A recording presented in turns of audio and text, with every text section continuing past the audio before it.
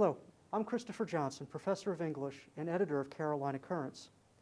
Carolina Currents is an annual scholarly publication devoted to South Carolina studies, published through a partnership with Marion University and the University of South Carolina Press. This is the first in a series of videos highlighting current research in South Carolina studies. I'm joined today by Dr. Erica Edwards, Assistant Professor of History at Marion University, and Carrie Schaefer, a senior history major and member of the university's award-winning chapter of Phi Alpha Theta. Welcome, Dr. Edwards and Carrie. Thank you. Thank you. Together, you're working on a collaborative project related to the civil rights movement in Florence. Your project is a perfect fit for Carolina Currents, which emphasizes understudied regions and populations across the state. So it's great to have you here to talk about your research. When we think of the civil rights movement, we think of a lot of events from the 1950s, such as Brown versus the Board of Education, Emmett Till's murder, Rosa Parks' refusal to give up her seat, the Little Rock Nine. And then we think of some of the big events from the 1960s, the Freedom Rides, the March on Washington, the Civil Rights Act of 1964, the March from Selma to Montgomery, Bloody Sunday, and the Voting Rights Act of 1965. We don't normally think of Florence, which at the time was a fairly small town in a rural part of South Carolina. But chapters of the civil rights movement were written in many small towns, including our own. Carrie, tell us a little bit about your project and what you have learned researching with Dr. Edwards. Well, our project is based on the civil rights movement in Florence. In particular, the sit-ins at the Crest department store in downtown Florence.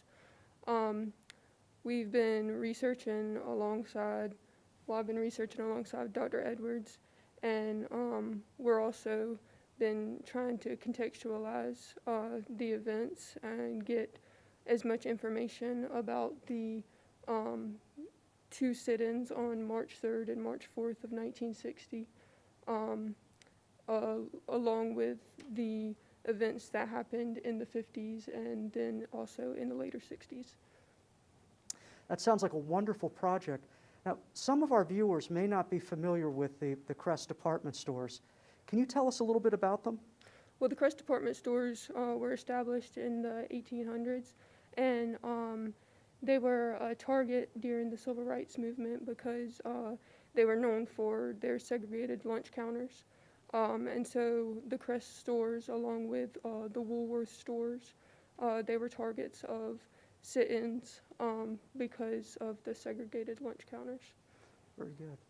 So the sit-ins in Florence in March 1961 came right on the heels of the more famous Greensboro sit-in of February 1st, 1960 in Florence and 1960 in Greensboro.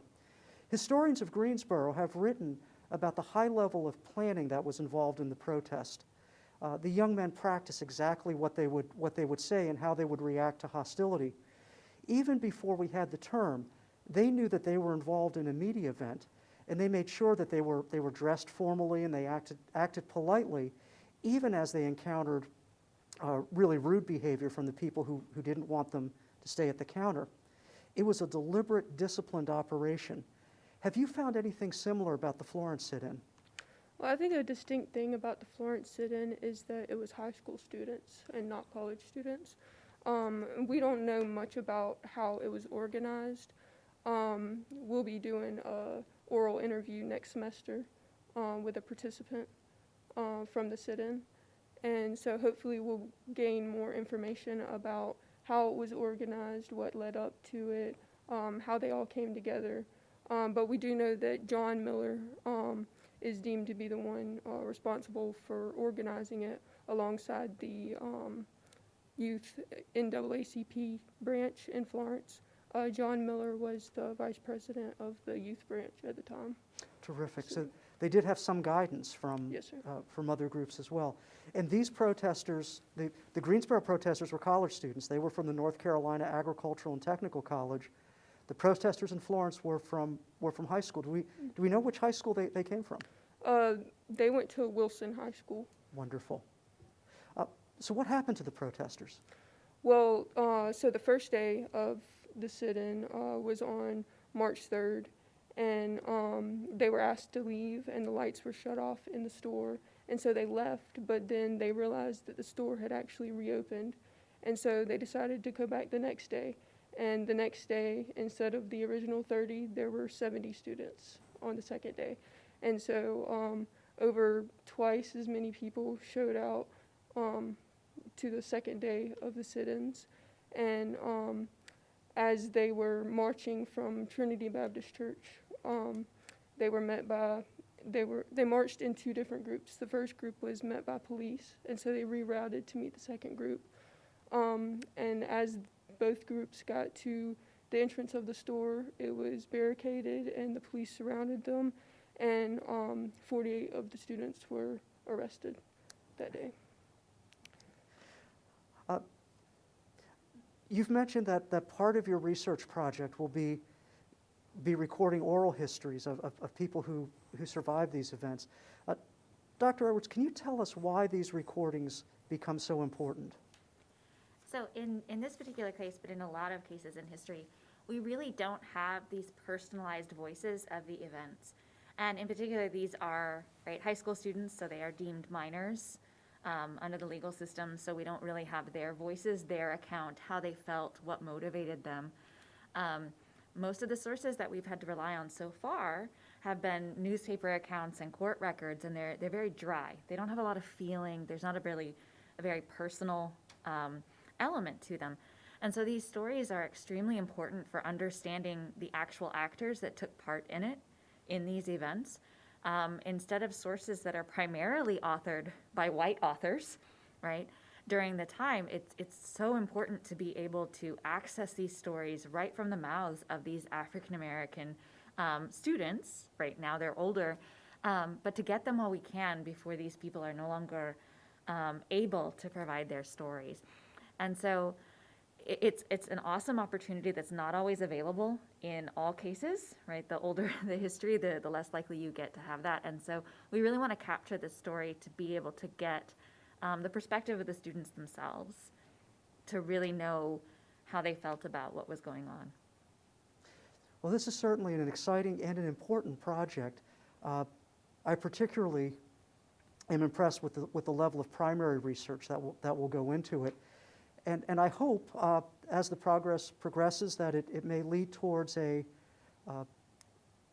document that could be submitted to Carolina Currents for consideration. Dr. Edwards, as you know, many of us in the humanities are really solo researchers. It's just us, our materials, and a deadline.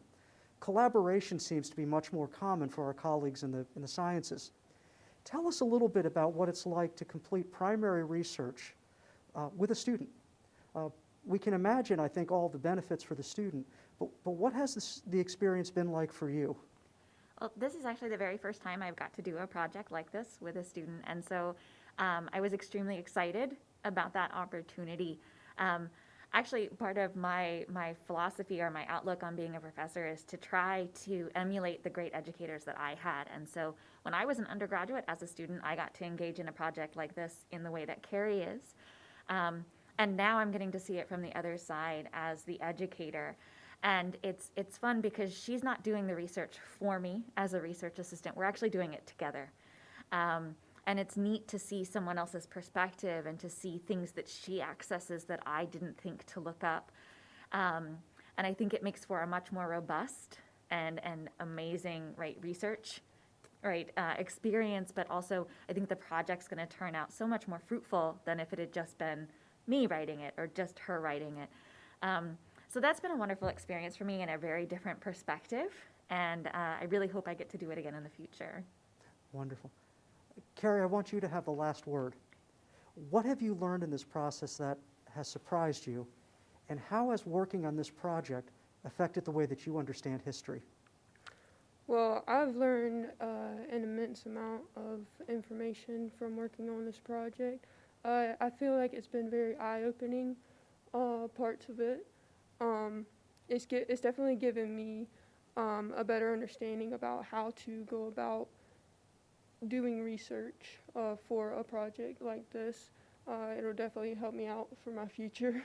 And I feel like, when we think as you said, about the civil rights movement, we don't think about the small events that actually made a big impact. And I feel like, learning about the small things help shape the bigger things.